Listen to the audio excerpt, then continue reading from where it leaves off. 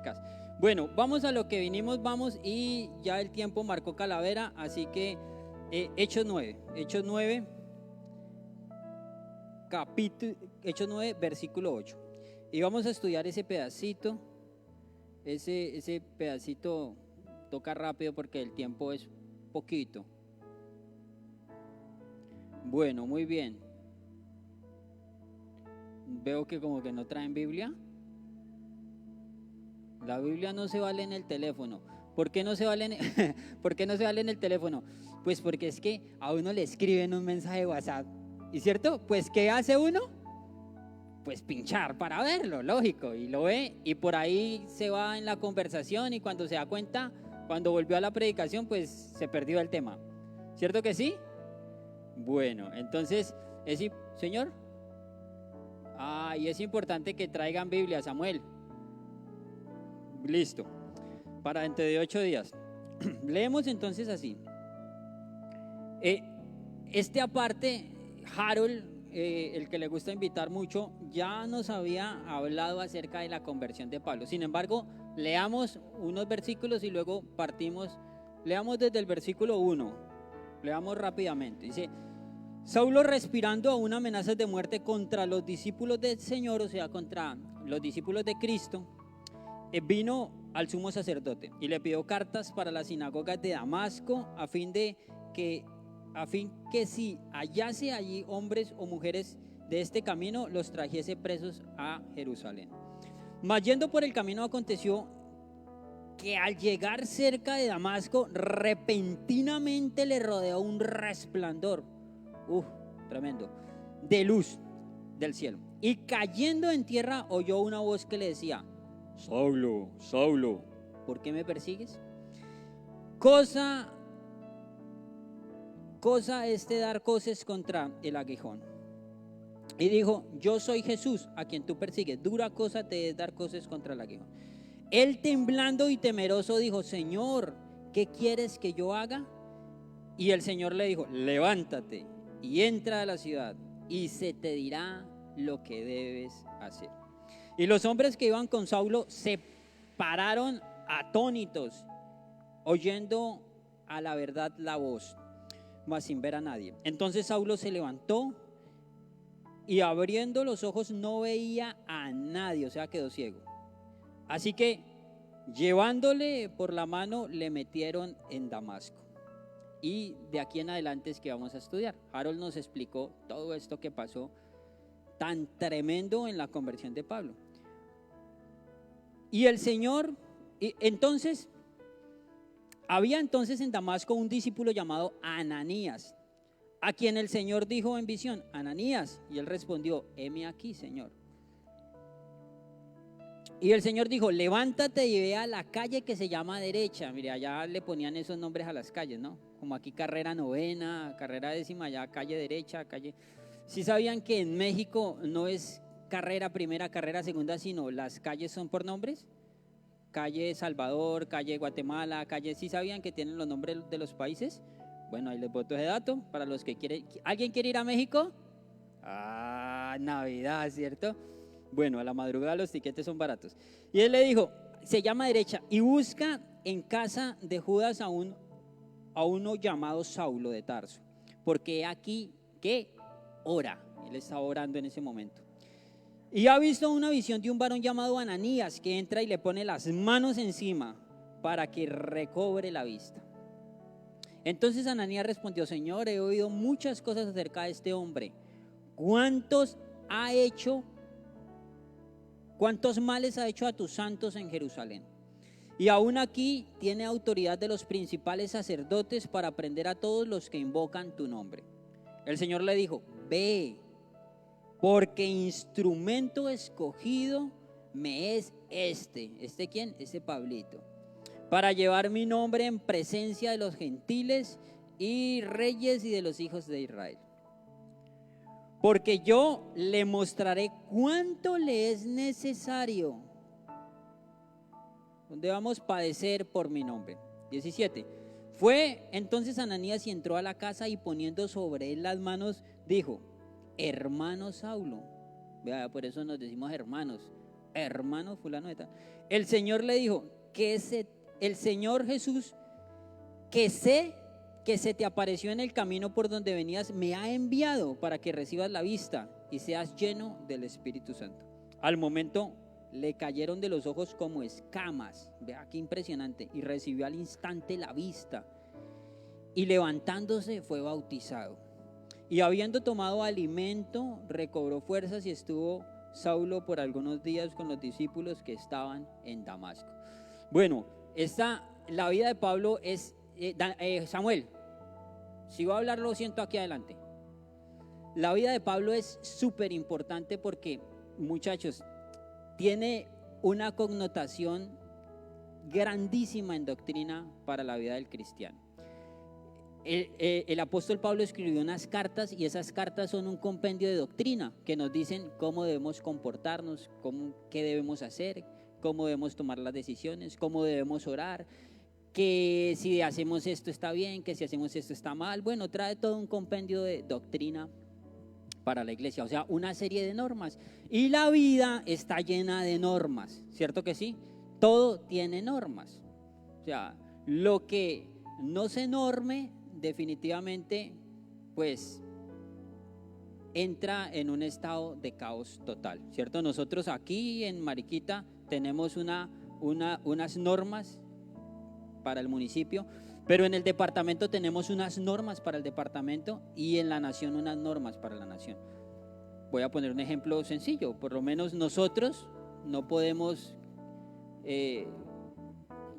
desistir ya del uso del tapabocas porque no hemos llegado al 70% ¿sí?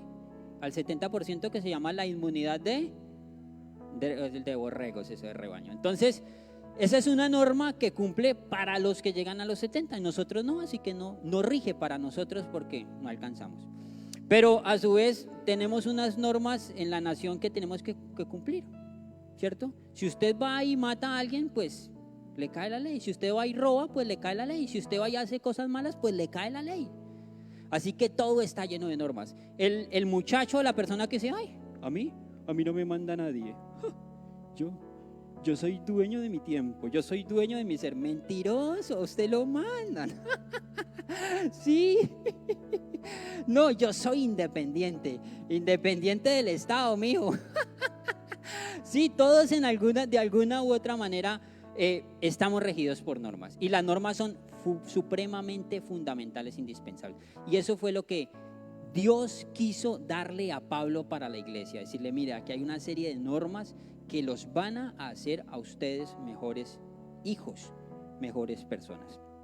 Así que la vida de Pablo es una vida maravillosa y a mí me toca compartirles acerca del inicio del ministerio de Pablo. Y muchachos, esta predicación yo la titulé Con licencia para matar. ¿Ah? ¿Cómo la vio? Buenísima, ¿no? ¿Cierto, Edison? ¿Sí? Bien, porque Pablo tenía permiso para matar. La Biblia dice que él daba cartas, o sea que él pedía permiso para ir a traer a otros, a cristianos y matarlos. Pablo era judío y él estaba en contra de los que seguían a Jesús. Los que seguían a Jesús también eran judíos, también seguían la ley judía, solo que bajo los principios de Jesús. Les voy a poner un ejemplo claro. Como nosotros y la Iglesia Católica. Los dos nos regimos por la Biblia, los dos consultamos la Biblia, solo que nosotros no aplicamos ciertas cosas que no están en la Biblia que aplica la Iglesia Católica. Entonces ahí ya hay un conflicto y el Pablo atacaba a esos que iban en contra de la Iglesia Católica, para ponerlo en contexto. Así que cuando Pablo habla de los cristianos, habla de esos, de nosotros, ¿sí? Básicamente. Y mire, muchachos, Pablo, algunas personas piensan que el apóstol Pablo, el apóstol Pablo, ¿cierto? Uno cuando le nombran los discípulos de Jesús, el apóstol, como que levitaba, como que no tenía pecado, como que andaba con una aureola, uno se lo imaginaba con vestiduras largas, así, caminando, con su aureola. ¿Sí o qué? Porque esa es como la concepción que uno tiene de los apóstoles. Y no, realmente el apóstol Pablo era un hombre común y silvestre, así como Harold, así como cruz, como cualquiera, vea como Andrés se parece como a quién, a ver, como a, no, Andrés, listo, Andrés, muy bien.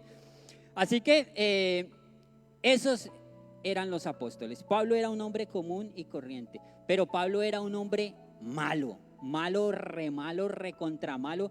¿Ustedes conocen gente mala? Que es mala como reteñida de mala. ¿Sí? Oiga, qué cosa, ¿cierto? Cuando nosotros estamos en la universidad, yo tenía 2 compañeros, pero malos, re malos, pero re pésimamente malos, o sea, malos y se ayudaban. Y entonces un día en una práctica estábamos en campo, por allá acampando en Santander, por allá cerca de Cimitarra, Santander, eso es lejos, muchachos, por allá no había, mejor dicho, el viento llega cansado. Y estábamos allá acampando y entonces llegaron estos 2 chinos y bueno, hagámosle una maldad a las chinas. Y bueno, ¿qué maldad les vamos a hacer? Pues les prendieron candela a la carpa de las chinas. Y tremendo, y eso se incendió y entonces todos corrimos y eran con mantas y apagándolo para que no se les... Afortunadamente solo se quemó la carpa, pero los enseres no, o sea, qué maldad tan terrible, ¿sí o qué? Uno dice, se la movemos, las asustamos o algo, pero no, eso es... Y prendámosle, y sí, fueron y le prendieron candela y tremendo, ¿cierto? Nosotros estamos aterrados de lo malos. Así que muchachos, aquí ese es Pablo, un man así de malo, re malo porque era matón, era un man matón, o sea, era un sicario, tremendo, un Pablito Escobar, Paulinchis, así era Pablo, un matón de los matones, más matones que hemos podido conocer nosotros. Y Dios hace un milagro sobrenatural en Pablo con esto de la luz que le cae y lo deja ciego. Y de ahí en adelante, muchachos, hace un milagro en él. O sea, la vida de Pablo fue tan impresionante porque tenía que impactar a un tipo, el más incrédulo de todos. Un tipo que no lo convencían con lengua, ¿cierto? Si ha tenido usted muchachos obstinados o amigos que hombre, uno les dice, no, es que es así, habrá que ver. Yo tengo un amigo que sigue a Petro. ¿Hay algún petrista aquí para no ofender sus sentimientos? y Petro es un tipo que tiene unas ideas, una jerga fenomenal, o sea, Petro habla impresionante. Y increíble cómo Petro tiene tanto conocimiento. Dicen que en el Congreso de Bogotá, dicen los congresistas que el más inteligente de todos los congresistas es Petro. Tremendo. Pero Petro es un terrible mal ejecutor. Entonces, ¿de qué nos sirve tener tanto conocimiento si no lo ponemos en práctica? Y ya lo demostró con la alcaldía de Bogotá. Y no voy a entrar en detalles para no herir susceptibilidades petristas. Ahorita me escriben ahí en el WhatsApp. Y yo tengo un amigo que es muy petrista, ¿sí? Y entonces, toda la semana estamos hablando de eso. Él publica imágenes de Petro y yo se las contesto, y yo publico imágenes y él me las contesta, y todo el mundo, todo el tiempo estamos. Entonces un día nos sentamos a charlar por WhatsApp y me dijo, bueno, Dani, ¿usted por qué no le gusta Petro? Y yo le expliqué todo. Y al final de que le expliqué con argumentos, me dijo, de todas maneras a mí no me importa, a mí me gusta Petro. así o un poquito más obstinado. Y muchachos, eso mismo pasaba con Pablo. A Pablo tenían que haberle pasado algo así como lo que le pasó, una cosa supremamente sobrenatural para que aceptara las cosas, porque nunca iba a aceptar a Cristo si no era de esa forma tan tremenda. Y déjeme decirle que sí, hay muchachos que toca que les pase una tractomula por encima para que digan, oiga, sí, necesito seguir a Dios, oiga, sí, necesito encaminar mi vida y buscar a Dios, oiga, sí. Y les pasa la tractomula y después uno los ve descarriados y ¿qué pasó? Dijo, no, que me pase otra. Pero, hombre, tiene que ser así en la vida de Pablo, muchachos, para que él hubiera cambiado. Aquí me parece en este pasaje cosas muy interesantes, y lo primero es la milagrosa conversión de Pablo. O sea, todo estaba aquí planeado, todo estaba orquestado, todo estaba listo. Jesús, Dios planeó todo, ¿cierto? ¡Fua! Y el resplandor, y él cae y queda ciego, y luego se lo llevan ciego, y él le dice a Ananías, Ananías, ve a la calle tal, a la casa tal, allá está Pablo, y a Pablo le dice, va a venir Ananías. ¿Sí ve cómo ve la orquesta todo?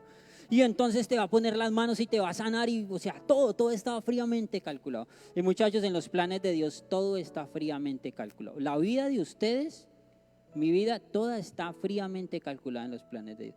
Solo que a nosotros no se nos da la gana cumplirlo. No se nos da la gana obedecer.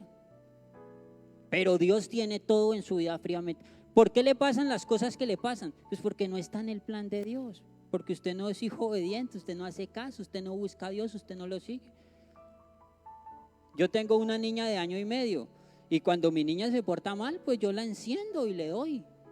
Aquí tenga 1 año y medio, porque tiene que, el hijo que es necio se corrige. Pero cuando hace cosas buenas, pues es maravilloso y enorgullece mi corazón. Sí, ya yo me siento, sí, yo a veces estoy en charlas de papás y uno, la mía, mi hija, mi hija cuando estamos orando, ella respeta la oración, ella se queda así calladita, 3, 4 horas mientras oramos. No, tampoco hasta allá, pero sí, o sea, eso cómo lo enorgullece a uno. Yo le pregunto, ¿su papá se enorgullece así de usted? ¿Su mamá se enorgullece? ¿Sus familiares se enorgullecen? O dicen, ay, este muchacho, ay, esta chica, sí, ay. Bueno, así que muchachos, lo primero es la milagrosa conversión. Dios tiene aquí todo planeado, ¿cierto? El resplandor, los testigos, la visión, todo. Mira el versículo 10, chicos. Había entonces en Damasco un discípulo llamado Ananías, a quien el Señor dijo en visión, Ananías, y él respondió, heme aquí. Nótese que le habló audiblemente, le dijo, mire, lo que voy a hacer es esto, esto y esto, y usted hágame caso. Cómo Dios tiene fríamente todo planeado. Ahora, hay algo que me llama mucho la atención aquí, versículo 10. Dice, ¿dije versículo 10? No, versículo 11. Y el Señor le dijo, levántate y ve a la calle que se llama derecha y busca en la casa de Judas a uno que se llama Saulo. Mire que Jesús le dijo, Dios le dijo perfectamente a Ananías dónde estaba Saulo. Qué interesante. O sea, le dijo, mire, vaya allá, Manzana M, Casa 24, Barrio Mariquita 2000, allá en la sala está sentado Daniel. ¿Quién iba a saber eso? Solo Dios. Dese cuenta, muchachos, cómo Dios sabe todo de nosotros y cómo Dios conoce todo de nosotros. Y uno piensa que, ay, aquí no me está viendo nadie. No, pues Dios sabe que usted está por allá como cabra loca brincando, o Dios sabe dónde está usted metido, o Dios sabe usted qué está haciendo, ¿cierto? ¿Y dónde está mi hijo? Y mi hijo va por ahí en una moto. El Espíritu Santo hace rato se le bajó. Después de los 80 permitidos se le bajó el Espíritu Santo, se lo bajó solito. Pero Dios sabe, allá va John Andrés ya envenenando ese. Y llega a la casa y le dice la mamá, ¿y dónde estaba John? Allí, dando una vueltica. Sí, podremos engañar al hombre, pero a Dios no. Y Dios sabía puntualmente dónde estaba. Y déjenme decirle, muchachos, que Dios sabe todo de nosotros. Y Dios conoce lo que nos pasa a nosotros. Puntualmente sabe todo. Puntualmente sabía dónde estaba Pablo y qué estaba haciendo y cómo estaba. Mire que estaba ciego, llevaba 3 días, estaba orando, estaba afectado y le dice puntualmente todo. A veces uno dice, no, Dios no se acuerda de mí. No, Dios que no, pero Dios, no, sí. Dios de los hombres que buscan a Dios se acuerda. No, muchachos, Dios sabe y los visita a ustedes en sus casas, a cada uno nos visita. Y conoce lo que pasamos. Y sabe puntualmente su dirección, su teléfono, a qué hora se acuesta, cuando usted ve su teléfono, qué diablos es lo que ve en el teléfono. Él lo sabe. Mientras usted está viendo ahí porquerías y pornografía, Dios está arriba mirando. Ay, María, sí. Le voy a apagar la luz para que le va el internet. Y sale el apagón. Bueno, posiblemente, muchachos, es una conjetura, pero eso me llama la atención, porque a veces nosotros pensamos que Dios no se acuerda de nosotros y que uno ora y uno le dice, Señor, ayúdame, pero Dios, ¿qué me va a ayudar? Vea, va y le me trompo en una uña a César. Segundo, los personajes. Pablo. Y Pablo significa pedido. Pero en hebreo, en romano significa poco. O sea, Pablo era era un nadie, por así decirlo. O eso significaba su nombre, algo muy poco. Pero en hebreo significaba pedido. Y cuando Dios le dice a Ananías que vaya y lo sane, Dios le dice, porque yo tengo un plan con él. O sea, lo seleccionó. Qué tremendo. Pero mire, muchachos, Pablo era un duro en la Biblia. Era un fariseo, era un erudito era un teólogo.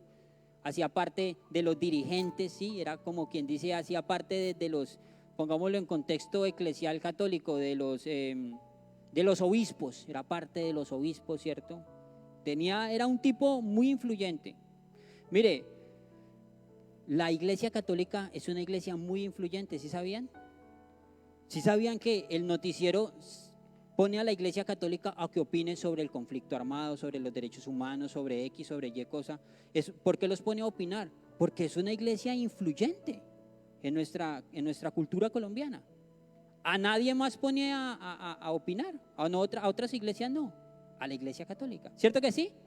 Dese cuenta la influencia que tenía Pablo. Pablo era un tipo de mucha influencia, de los que llamaba al teléfono al gobernador, ¿sí o qué? Voy a llamar a Ricardito Orozco a ver si me contesta. Hola Richard, ¿qué más? Así era de influyente Pablo. Bacano que uno dijera, le voy a marcar al alcalde a ver si me contesta. Yo tengo el número del alcalde, yo trabajo en la alcaldía. ¿Usted cree que me contesta? Porque ¿quién soy yo? Nadie. ¿Sí o qué, Andrés? Nadie. Sin embargo, a nosotros nos pasa en la alcaldía como aquí con Pablo. Uno piensa que el alcalde no sabe de nada de uno y él sabe todo, hasta que está respirando.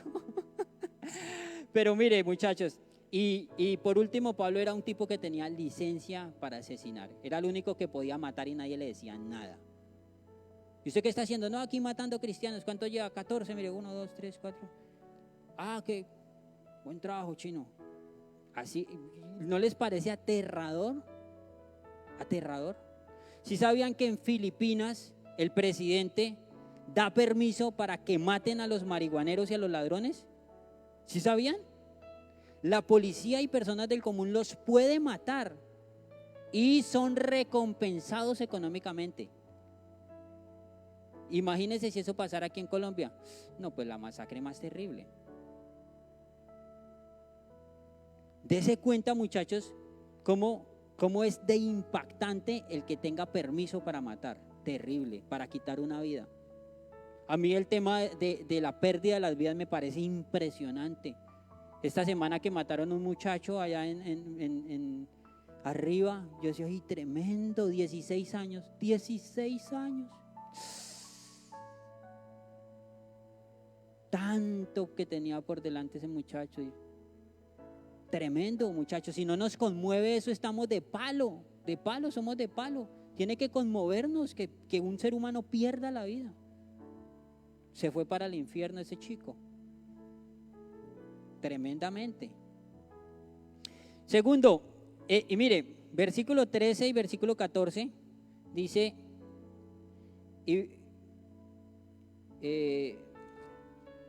versículo 13 y 14, les dije.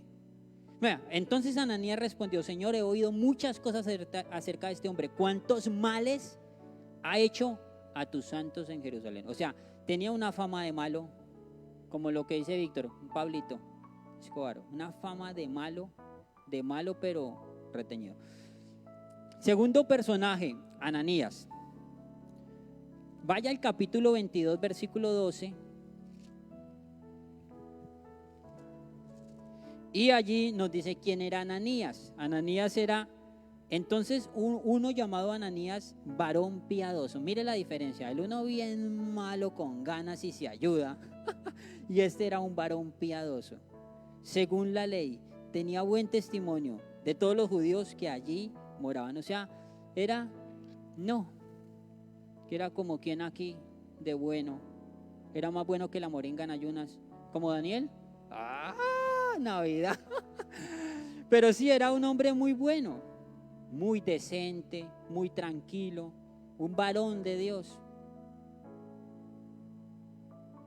Qué cosa tan un varón usado por Dios en sanidad. Mire, y el tercer personaje que yo encuentro aquí es Jesús, que es el autor de todo, el maestro, el artífice, el que teje los hilos, el que maneja nuestra vida como quiere, siempre y cuando nosotros lo dejemos, porque si no, no. Tercero, el milagro de la sanidad. Mire, muchachos, versículo 11. Jesús es tan maravilloso que le explica a Ananías por qué debe ir a sanarlo. Ananías le dice, no, pero yo cómo voy a ir a sanar a ese man si ese man es un matón. Jesús, pero ¿qué le pasa? ¿A que va y me mate también? Sí, claro, claro. ¿Y qué le dice Jesús? Le dije, no, espere, pare en primera, ¿cierto? Déjeme mirar el macho, mire. Lo primero, versículo 11, parte última, dice, Saulo de Tarso, porque he aquí él ora. ¿Qué estaba haciendo Pablo? Estaba orando. Eso de una vez conmueve el corazón de Ananías. Si le dicen, vaya que él está orando. ¿Eso está orando? No, pues ya uno dice bien, ¿cierto? Y la 9 milímetros, no, con el resplandor se la perdió. Bueno, listo. Yo voy porque está orando, ¿cierto? Mire, muchachos, orar aquí es muy importante porque cuando uno ora, uno no le puede decir mentiras a Dios. Eso es así. O sea, si usted en la oración le dice mentiras a Dios, y nazca de nuevo. O sea, usted es un sinvergüenza. Porque uno, ¿cómo le va a decir mentiras al que todos los a uno? Ay, Señor, perdóname porque es que la culpa no fue mía. Y uno sabiendo que la culpa fue de uno, no le dice, pues sí, la culpa sí fue mía, Dios. Tú sabes que, ¿se da cuenta? El hecho de que Pablo estuviera orando quiere decir que estaba muy conmovido en su corazón. Que estaba siendo sincero con Dios. Que estaba puro, muchachos. Era un momento de ingenuidad total, de pureza total, como cuando oramos. Uno a los amigos, a los familiares le puede decir 50,000 mentiras, pero a Dios no, porque Él lo sabe todo. Dígame si no, Andrés. Así que por eso Ananías se sintió tranquilo, porque el hijo está orando, o sea, está pidiéndole a Dios, está hablando con Dios, está pidiéndole perdón a Dios. Qué bonito. Y segundo, dice, se me pasa aquí la Biblia y lo segundo de la explicación que Dios le da a Ananías para que vaya y lo sane y que no lo iban a matar era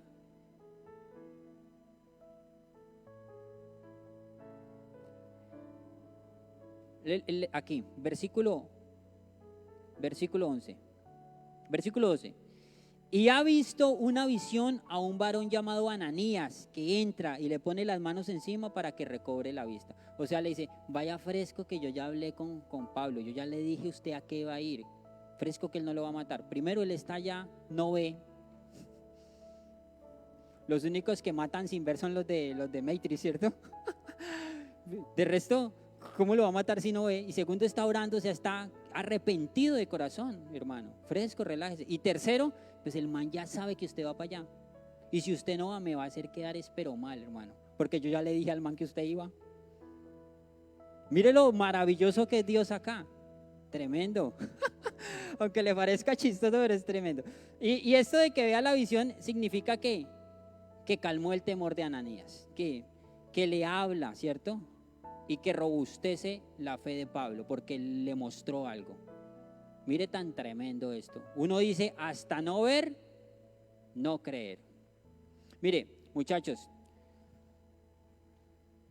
cuando a usted le cuenten un chisme, usted diga, pues hasta ver, no creer. Sin embargo, así usted vea, no juzgue, no ponga en tela de juicio, porque quizás no sabe, quizás no conoce el corazón. Mire, así está Ananías acá. Y les voy a contar una historia. Hace un par de años, nos llegó un video que decían, ministro de alabanza robando, de mariquita. Y entonces nos enviaron el video, un muchacho de una iglesia cristiana, que así como Andrés. No, es que se parece mucho a Andrés. ¿Quiere decir el perfil así? Sí, me parece. Y entonces así como Andrés, de pronto un video donde el tipo estaba robando y se acercaba así con una mochila sobre un mostrador en una clínica y de pronto se le iba la mano así se le pegó el celular como por imán. Y cuando se retiró ya no estaba el teléfono. Y lo sacaron en las cámaras y lo difundieron por todo Mariquita y así. Y entonces me dijeron, mire que el hermano tal de tal iglesia lo pillaron robando. Y yo, no, yo no le creo. Porque es que el tipo, no, un alma de Dios. Yo dije, no, en serio. Me dijo, sí. Yo, no, yo hasta no ver, no creer. Me dijo, pues aquí está la prueba y me mostraron el video. Y cuando yo vi el video, yo le dije, Dios mío, que no cambie el concepto que yo tengo de él, porque no sé cuál fue la motivación que lo llevó a eso. Quizás un momento de deudas terrible, tenía un bebé recién nacido, uno no sabe el desespero de la gente y lo llevó a hacer eso. Y yo dije que no me cambie el concepto, y hasta el sol de hoy lo veo y lo veo bien, no lo veo con cara de ladrón. Y así estaba Ananías acá. Tenía el concepto de que Pablo era de lo más malo, de lo más malo, de lo más reteñido, muchachos. Y sin embargo Dios le dice, no, yo ya lo cambié.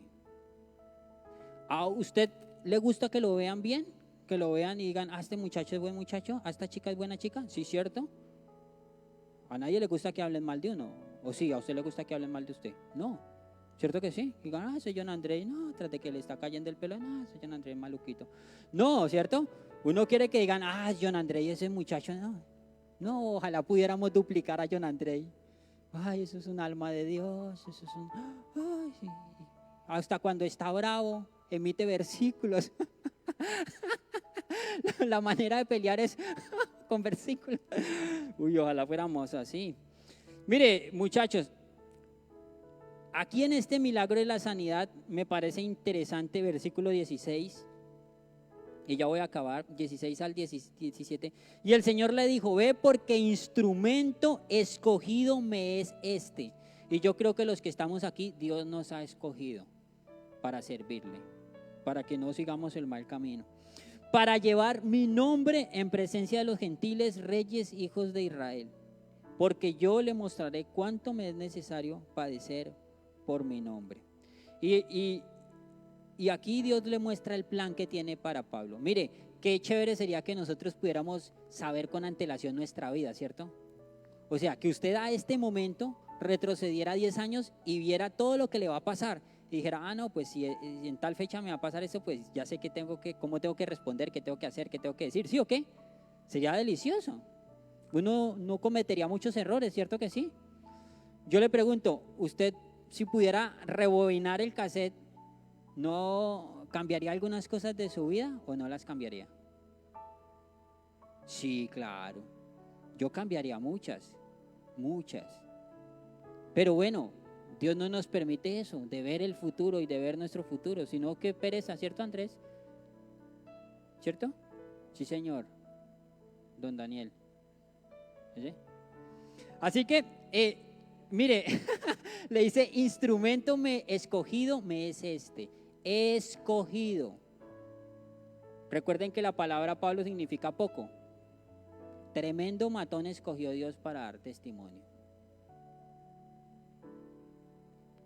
Y muchachos, déjenme decirle de forma vulgar, tremendos gamines éramos y Dios nos escogió. Y ahora somos una bendición. Mire, yo por lo menos miro a Andrés y digo, de lo más gaminosito que había por aquí era Andrés. Pero de lo más gaminoso. Con ese pelo largo así todo pelisucio, malucongo. Y mire, qué espécimen, qué bueno. Ahí les dejo ese trompo, ya está casado el chino, ya, friquis, morquis, pataletis, tuestis. Mire, ¿y lo escogió para qué, muchachos? Para que fuera un predicador a los gentiles, o sea, a los romanos, a los que no eran hebreos, a los que no eran judíos, pero también a los reyes. Y aquí era a los reyes de la época, en ese eran dos, el rey de Agripa y de Cesarea, y a los judíos también. Y déjenme decirle que Dios nos ha escogido a nosotros para que demos testimonio en la casa, para que seamos ejemplo en casa, a los amigos, para que seamos luz, muchachos. Pero si el cristiano es el peor estudiante, el más gaminoso, el más sancionado, el ladroncito, el malacaroso, el malgeniadongo, el que no se le puede decir nada, pues ¿qué luz somos? ¿Sí o qué? ¿Sí o qué? ¿Sí?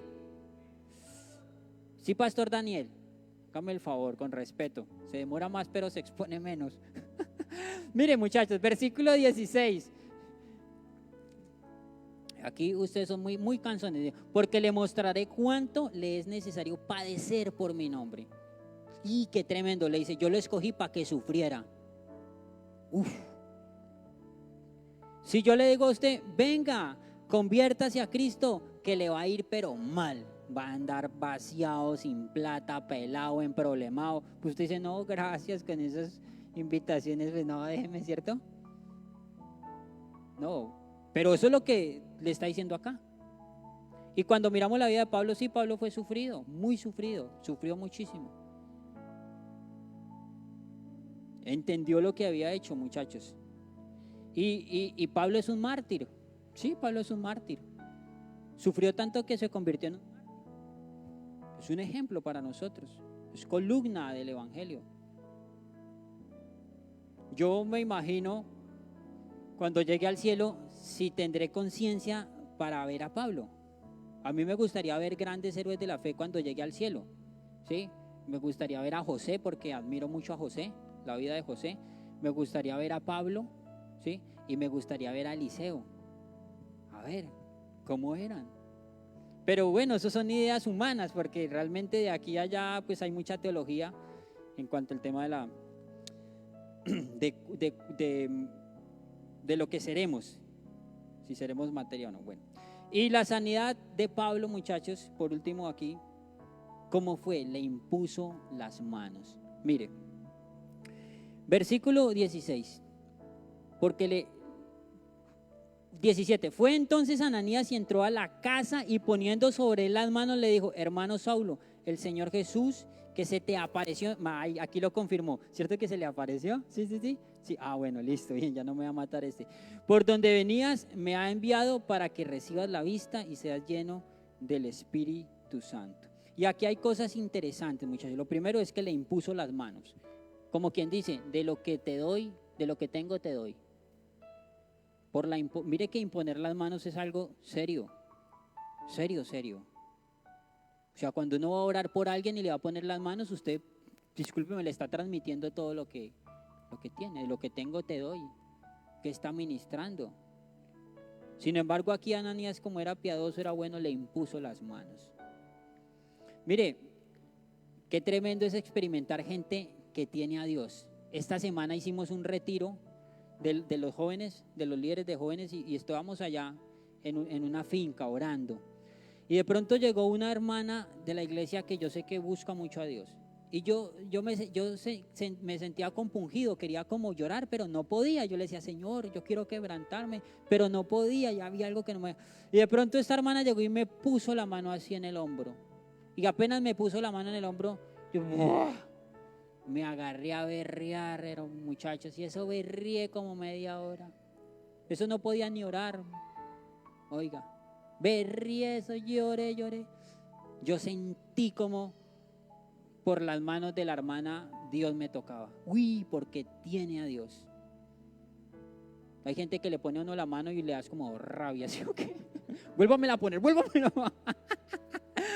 Pero Ananías era un hombre piadoso. Ojalá Ananías orara por nosotros. No, pues era un muchacho, genialísimo, ¿cierto? Mire, lo llamó hermano. O sea, quiere decir, ahora usted ya no es más de esos malos, ahora usted ya es un seguidor de Cristo. Yo le pregunto a ustedes esta mañana, uy, que sí, estoy repailas, esta noche, ¿ustedes son seguidores de Cristo? No, seguidorcitos. El fin de semana soy seguidor. No. Versículo 18, para que recobre la vista. Mire, la sanidad fue, versículo 18, fue tremendo. Y al momento le cayeron de los ojos como escamas y recibió al instante y levantándose fue bautizado. Y aquí lo que quiere decir es que recibió al Espíritu Santo. No solo tuvo sanidad en su cuerpo física, sino en su alma, muchachos. Mire que uno de los grandes exponentes de la depresión hoy en día es J Balvin. ¿Sí sabían? ¿Sí sabían eso? Ahora, con esta asesinada que le pegó ¿cómo se llama? No, pues ahí sí fue que lo dejó peor. Pero J Balvin sufre de depresión, de una terrible depresión, muchachos. Y ha estado en unos tratamientos tremendos de depresión. Ha estado al borde de la muerte por el problema de depresión. Hay una canción que compuso hace poquito que se llama Niño, el niño de adentro, el niño que soy, el niño que era, el niño que quería hacer algo con el niño. Y la canción es como un rock. Y dice eso, que le habla al niño que tenía y que no quería hacer eso que es ahora. Hablándole, muchachos, de lo tremendo que es estar enfermo en el alma. Uy, sí que tremendo es estar en depresión, aburrido. Cuando mi papá llegó a la universidad y le dijo a la directora de programa, imprímame la hoja de vida de Daniel Escobar. Y yo le digo, Daniel Escobar. Tome. Y le pasó la hoja de vida. Y le dijo, Daniel Escobar, el estudiante. Se vengó la mujer esta. Y le dijo, Daniel Escobar está más regado que compota de bebé. ¿Por qué? Dijo, él debe estar en 8º semestre, dijo mi papá. Y le dijo, está en 6º factorial. O sea, tenía la mayoría de las materias cumplidas en 6º, pero estaba regado como desde 3º hasta 7º. Y de 8º estaba viéndolo a lo lejos. 8º. Y entonces mi papá llega a la casa y yo llego a estudiar. ¿Cómo le fue? Yo, bien, papi, bien. Yo me siento de la mesa y mi papá saca la sábana de el historial de notas. No, pues yo ya lo conocía. No, a mí se me vino el mundo abajo. Y me dijo, Andrés, usted es un total fracaso. Usted no hizo nada en la universidad, usted es un sinvergüenza. ¿Cuánta plata me he gastado yo? Usted está en 6º y yo pensando que usted estaba en 8º. Usted está viendo materias de 3º, Andrés, usted es un fracaso total. Mi papá estudió administración de empresas y fue el mejor estudiante en toda la carrera. Hizo la sustentación, la mejor sustentación que ha tenido esa universidad la hizo él. Lo reconocieron. Imagínense la calidad de estudiante que era mi papá, para la changua que soy yo.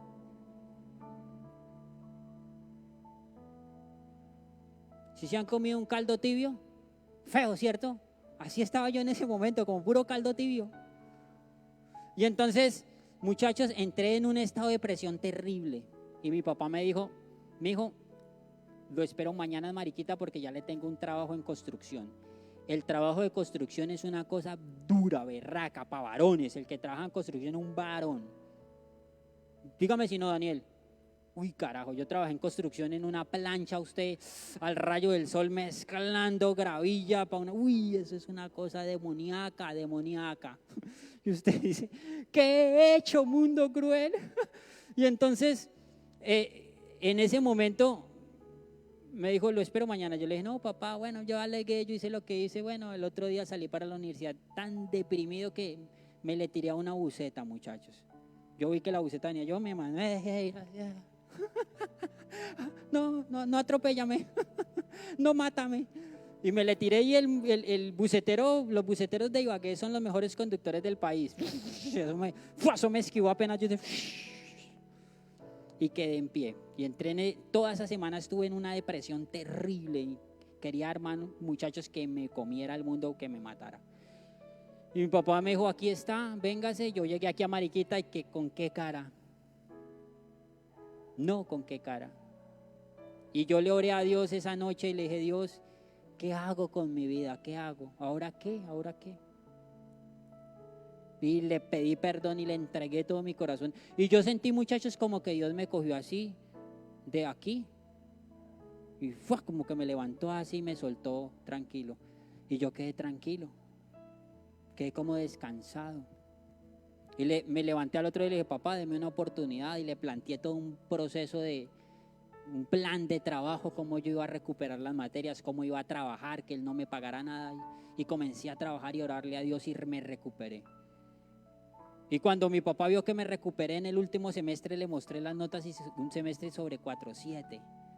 Después de que yo era una chunchurria, muchachos, Todo porque Dios me sanó el alma, muchachos. Y cuando Dios toca nuestra alma, nuestro interior, eso se refleja en nuestro cuerpo, se refleja en nuestra vida, se ve, salta a la luz. Y así está aquí Pablo, hermano, muchachos, rejuvenecido. Qué cosa tan impresionante, porque dice fue lleno del Espíritu Santo. Y no solo lleno, sino fue también bautizado, o sea, sometido a la disciplina de Dios. La semana pasada me decía un muchacho, ay, yo quiero cenar. Y yo le dije, sí, pues va para la casa y cene. Me dijo, yo quiero participar de la iglesia y cenar. Entonces yo le dije, listo, sí, pero eso significa que ahora si usted hace alguna embarrada, pues lo vamos a disciplinar públicamente y nos vamos a parar aquí y vamos a decir, bueno, a usted ya lo he cogido mucho de parche. A Thompson, esta mañana vamos a disciplinar a Thompson porque estuvo por allá vagabundeando y tomando y sí, y subió fotos al WhatsApp, al Facebook, y Daniel lo vio y Daniel vino y nos dijo. Déjeme decirle que eso es bíblico. La Biblia dice que si hay alguno por ahí dando lora, que lo llame en secreto, y que si no hace caso, que lo reprenda en público. Y que si después no hace caso, se lo entregue al demonio. Y le diga, Satanás, le entrego este. Sí, eso es bíblico. Y hay un caso, ¿cierto, Víctor? Hay un caso en la Biblia donde se lo entregaron al demonio porque eso ya no tenía solución. Qué tremendo, muchachos. Y ahora Pablo es sometido a eso, sometido a la disciplina de Dios, al amor de Dios, al poder de Dios. Dígame si Pablo, ¿cómo no lo va a seguir después de ese milagro tan maravilloso? De recobrar la vista, todo lo que le pasó tan impresionante. Y versículo último de esa sección dice, y habiendo tomado alimento recobró fuerzas, esta hoja, y estuvo Saulo por algunos días con sus discípulos, los que estaban en Damasco, muchachos, y comenzó su vida evangelizadora en ese momento. Y si usted mira los versículos siguientes ahí en su Biblia, los que traen Biblia, porque los que no traen Biblia, pues nos va a tocar entregárselos a Dios para que tomen. Miren, versículo 20 dice, Saulo predica en Damasco. Mire cómo inicia mire, enseguida predicaba a Cristo en las sinagogas diciendo que él era el Hijo de Dios. Y todos los que oían estaban atónitos y decían, ¿no es este el que asolaba en Jerusalén a los que invocaban este nombre? Y a este vino acá para llevarlos presos ante los principales sacerdotes, pero Saulo mucho más se esforzaba y confundía a los judíos que moraban en Damasco, demostrándole que Jesús era el Cristo. Y versículo 23, Saulo escapa de los judíos, comienza la persecución. Versículo 26, Saulo en Jerusalén. Versículo 32, la curación de Eneas, comienza a hacer milagros. Uy, qué tremenda obra, muchachos. Después de ser el más malo, ahora está haciendo milagros en nombre de Cristo. Y inicia el proceso de la vida ministerial de Pablo. Y luego resucita en el 36 a Dorcas. No, pues, ¿qué podemos decir? Y luego vienen los viajes misioneros de Pablo, las cartas, todo lo que dentro de 8 días nos van a consultar. Muchachos, la vida de Pablo es tan maravillosa y es como la de nosotros. Un simple mortal, un man re malo que Dios tocó, cambió y lo hizo un instrumento de bien. Y yo creo que Dios nos hace instrumentos de bien. ¿Amén? No, perdí los 40 minutos. ¿Amén? Sí. ¿Dios nos puede cambiar, muchachos? Sí, claro. ¿Y nos va a hacer diferentes? Amén. ¿Qué tenemos que hacer? Dejarlo que Él obre, dejarlo actuar, buscarlo. Porque el que busca, encuentra. Usted no está buscando a Dios. ¿Cómo quiere que le vaya bien? ¿No ve que va por su propia ley? ¿Por sus propias normas? Pues ¿cómo le va a ir? Como a los perros en misa. ¿Cómo le va a los perros en misa? Pateados, pisados, empujados. Así le va a ir a usted. Termino diciéndole, vuelva su vida a Cristo, muchachos. Busquémoslo, entreguémonos y verá que las cosas van a comenzar a tomar el rumbo del plan de Dios. Y el plan de Dios, dice la Biblia, que es, Andrés, bueno, agradable, perfecto.